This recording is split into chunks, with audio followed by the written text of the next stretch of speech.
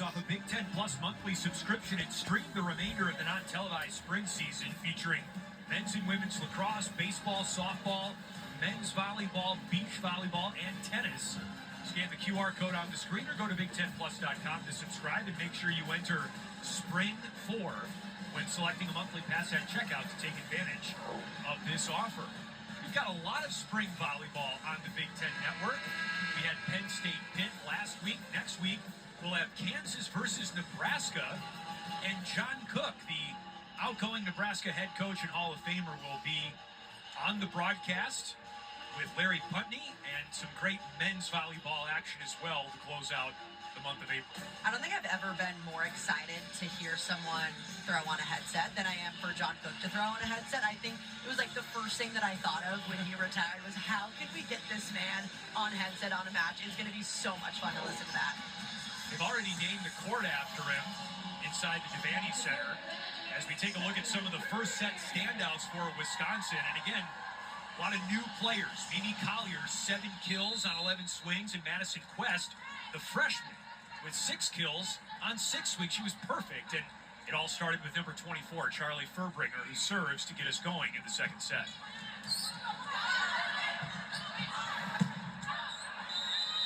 What impressed you the most about Wisconsin in the first set? What impressed me most was the connections being so good so early on in this season. I know it's spring and the roster isn't set yet, but to hit 682 Welcome against back anyone, to the I mean, you spring could hit that match. with no one else on the court. It's still really difficult to put up that kind of number and have that consistency, and that really shows how good of a setter Charlie Furbringer is and how much better that she's gotten since the fall.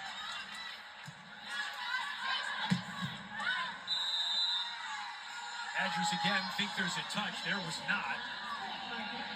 And Kelly Sheffield throwing up the C shape with his hand. Badgers going to challenge this. And again, this doesn't count to anyone's record in the fall, doesn't count to your RPI or anything like that. But other than that, it's pride. Come on. It's a very normal basketball match.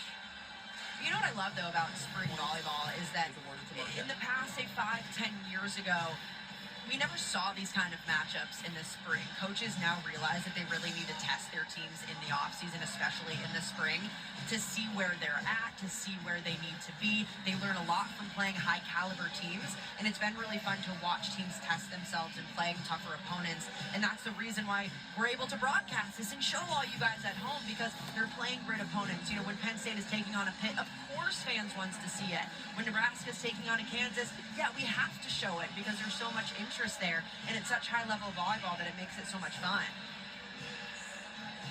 You want to remind us about the challenge process? Oh, let's do it. Yes. Review each team gets showed 2 that challenges. the ball was touched. The original call is reversed. The point is awarded to Wisconsin. They will retain their challenge. Nice. So Kelly Sheffield retains his challenge because they got it correct. Now, if they lose that challenge, they then lose one of their 2. Each team gets 2 a set and 1 extra, or 2 a match rather, and 1 extra in the 5th set should it come there. I think you could see Mari King's fingers move there as the ball grazed her on the way by. Our referees, Patrick Collar and Felix Madera, who's the down official on the microphone here in the second set. Off the block, a dig by Wisconsin's libero in this match, Miley Chan. Point for Wisconsin. It'll be interesting to see who wears the libero jersey for the Badgers in the fall. Lola Schumacher wore it a bunch last season in her freshman year, but there's going to be some good talent in the back row for Wisconsin. Wisconsin's back row might be the best that we've seen over the last few years. You have Lola Schumacher, who was in the jersey for most of last season after missing a few games at the end with a concussion. But you have Miley Chan, who's been really impressive as a DS when she was filling in at the end of last season, and she's been really impressive tonight.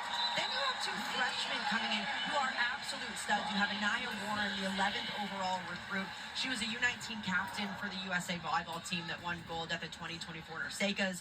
You have Kristen Simon, who was the Kentucky Gatorade Player of the Year. So a lot of really young talent at that position that's really going to test the players that are already here for the Badgers. Did you hear that gasp on that last point from the Badger fans as Mimi Collier put that last ball away? Badgers picked up right where they left off at the end of the first set. They've taken the first 5 points of the second. Take a listen.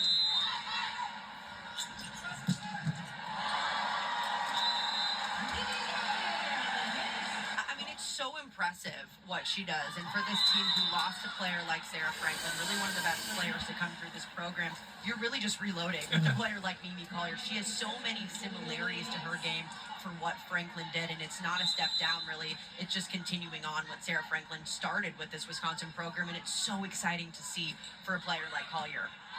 She was nice enough to stop by and say hello to us when we were watching Wisconsin's practice earlier this afternoon.